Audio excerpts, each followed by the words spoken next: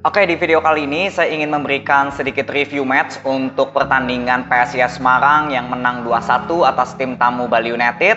Lalu di pertandingan tadi ya, ada Arema FC yang harus berbagi poin dengan tim tamu Persis Solo. Kita mulai dulu dari PSIS Semarang lawan Bali United.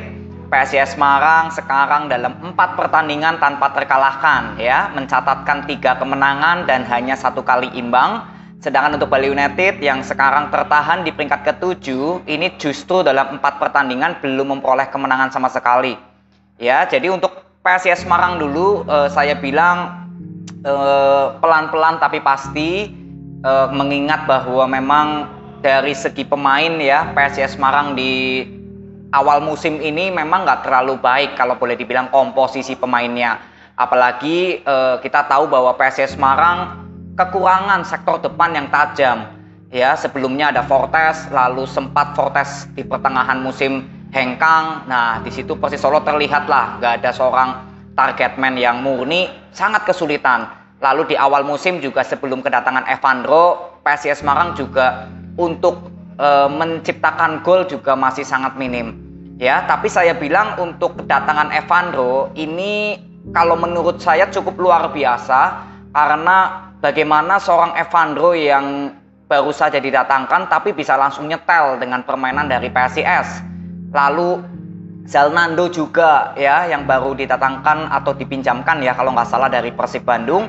Zalnando juga langsung perform bersama PSIS. Jadi sebetulnya ini menurut saya adalah campur tangan Agius. Bagaimana melihat komposisi pemain yang dimiliki, yang boleh dibilang memang ya kalau dilihat dari bangku cadangan kan nggak terlalu banyak pilihan banget ya untuk PSIS, tapi ya pemain yang ada ini bisa langsung nyetel semua ya, lalu perform juga. Pertandingan kemarin lawan Bali United, kalau boleh dibilang untuk komposisi pemain, Bali United ini masih di atas PSIS. Bagaimana Kenzo Marwoka sebagai pemain tengah yang membela tim sebelumnya juga pemain matang. Jadi kalau boleh dibandingkan dengan kualitas pemain Bali United, memang Bali United memiliki pemain yang lebih matang. Jadi pemain yang didatangkan oleh Bali United kan pemain matang semua. Marwoka, Kenzo, lalu ada Everton, sisanya ya Private Barga, Elis Dola. Ini kan matang semua gitu loh. Sedangkan untuk PSIS Semarang ya paling hanya trio pemain tengah yang cukup kuat. Dewangga, Diarra, dan Tri ya. Tri Setiawan juga ya di musim kemarin belum terlalu perform, tapi di musim ini justru mulai terlihat kontribusinya cukup bagus, apalagi bisa menciptakan 1 gol yang sangat luar biasa proses golnya melawan Bali United ya. Jadi kunci dari permainan kali ini untuk PSIS Semarang dari segi permainan saya bilang cukup seimbang dengan Bali, tapi perbedaannya kalau PSIS Semarang lebih terlihat kombinasi ya, walaupun memang PSIS Semarang lebih banyak bermain, lebih temponya cepat ya, jadi nggak terlalu banyak memainkan bola possession. Tapi untuk Bali United yang berapa kali bisa mengendalikan bola possession, tapi ketika masuk ke pertahanan PSIS ya seperti nggak ada kombinasi. Ini yang saya sudah kritik ya untuk permainan Bali United pada saat kemarin lawan PSM, di mana Bali United memiliki pemain tengah Marwoka dan Kenzo, tapi seperti belum ada chemistry yang terbentuk dari Marwoka Kenzo bersama dengan pemain sayapnya. Inilah sebetulnya yang harus bisa diatasi oleh Teko. Begitupun juga dengan PSIS Semarang, ketika Agius nggak terlalu banyak pilihan ya, tapi Agius ini bisa untuk memadukan chemistry atau ya pemain ini minimal perform loh ketika bermain untuk PSIS. Nah inilah perbedaan yang semestinya Teko harus bisa merubah, karena Bali United diisi oleh pemain-pemain yang cukup bagus ya, cukup matang semua loh. Ya Besroni yang sebagai kapten juga ini kan di musim sebelumnya cukup oke lah performnya. Nah jadi ya inilah menurut saya untuk Teko saat kemarin menghadapi PSIS seperti belum ada evaluasi pada saat Bali United ditahan oleh PSM Makassar 1-1. Sedangkan untuk PSIS Semarang saya bilang ini kemenangan yang cukup bagus. Semua pertandingan ya untuk PSIS Semarang saya bilang sebagai final, dan kalau dibilang dari 4 pertandingan ini mendapatkan kemenangan ya ataupun hanya imbang sekali, ini bisa menaikkan kepercayaan diri. Tapi memang kalau saya bilang kelemahan PSIS adalah ketika nanti ada pemain tengah ya yang mungkin mengalami cedera atau akumulasi. Jadi saya bilang manfaatkanlah ya selama pemain PSIS Semarang ini bisa full tim terus. Karena kan kita tahu pemain cadangan dari PSIS Semarang menurut saya belum terlalu kuat untuk seimbangkan dengan pemain inti. Jadi selama pemain tengah, pemain depan, pemain belakang bisa full tim semua, nggak ada yang cedera, nggak ada yang akumulasi, manfaatkanlah ya pemain yang ada ini untuk bisa memperoleh 3 poin, 3 poin, 3 poin. Ya, jadi untuk PSIS Semarang nggak terlalu banyak yang saya bisa evaluasi, hanya saja memang ya sudah terlihat lah kalau pemain-pemain PSIS Semarang ini sudah mulai perform dan menyatu. Zalnando juga kemarin sempat ya memberikan tembakan yang cukup keras tapi masih bisa ditepis oleh Adilson, itu cukup bagus sekali. Lalu gol dari Evandro juga cukup bagus, Tri juga cukup bagus ya. Ini 2 gol yang memang dari skema permainan, bukan gol yang kebetulan.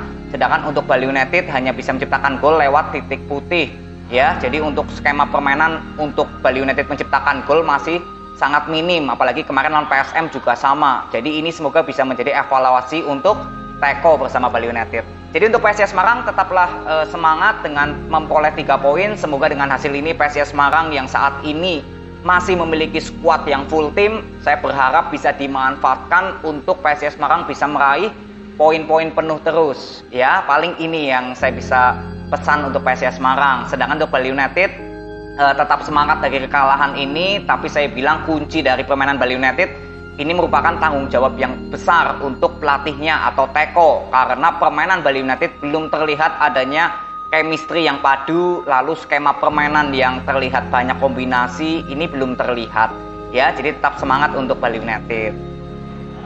Lalu next ya, kita ke Arema FC dengan Persis Solo. Di pertandingan ini kemarin saya sudah memberikan preview bahwa Arema FC sebetulnya bermain cukup bagus dari pertandingan-pertandingan sebelumnya. Walaupun sempat kalah lawan Persebaya, tapi permainan Arema FC ini tetap bagus. Sedangkan untuk Persis Solo, di preview kemarin saya mengatakan bahwa ini tim sedang beradaptasi ya dengan pelatih barunya Om Kim. Jadi memang sudah terlihat perbedaan ya. Kalau Arema tinggal lanjutkan konsistensi, kalau Persis Solo ya ini masih kesempatan Om Kim untuk melihat pemain-pemain yang akan menjadi starting line up secara reguler ini siapa saja. Ya, karena di pertandingan ini sangat terlihat jelas ketika babak kedua Om Kim banyak sekali melakukan perombakan pemain, rotasi pemain, dan sebetulnya di pertandingan ini Arema FC kalau menurut saya ini bermain nggak sebagus kemarin lawan Persebaya justru. Ya, bagaimana sektor tengah nggak terlalu terlihat adanya kombinasi. Dalberto yang digeser ke sayap kanan, ya ini saya bilang juga nggak terlalu terlihat. Karena kan Dalberto nggak memiliki kecepatan. Sedangkan Loko Lingoy berapa kali di sayap kiri juga kalau menurut saya masih terlalu lambat untuk melakukan transisi penyerangan. Jadi berapa kali ya William sempat ya seperti stuck gitu loh ya. Seperti stuck, bingung mencari positioning lagi karena bola ini banyak ke-delay untuk permainan cepat Arema. Ya, ini menurut saya karena Dalberto lebih bermain keluar. Jadi di pertandingan ini ya kesimpulan saya untuk Arema memang nggak sebaik saat kemarin lawan Persebaya. Ya mungkin di sini juga Joel Connerly ada sedikit rotasi. Dedik yang biasanya bermain justru di bangku cadangan ya. Lalu Guevara juga baru bermain di babak kedua menggantikan Dalberto. Jadi ketika Arema bisa unggul 1-0 ya melalui William, itu gol yang cukup bagus juga.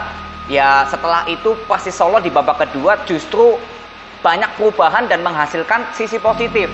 Salah satunya ketika menggantikan Andrada ya, ini pemain dari Uruguay, Gonzalo ya, Gonzalo diganti, lalu ada nama Facundo diganti, lalu dimasukkan seperti Abdul Aziz, Irfan Jauhari, Karim Rossi.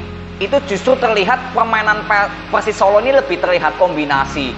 Jadi memang di sini terlihat bahwa Om Kim masih belum bisa menentukan pemain-pemain intinya tuh siapa yang mungkin secara reguler akan dipakai secara terus-menerus di pertandingan berikutnya.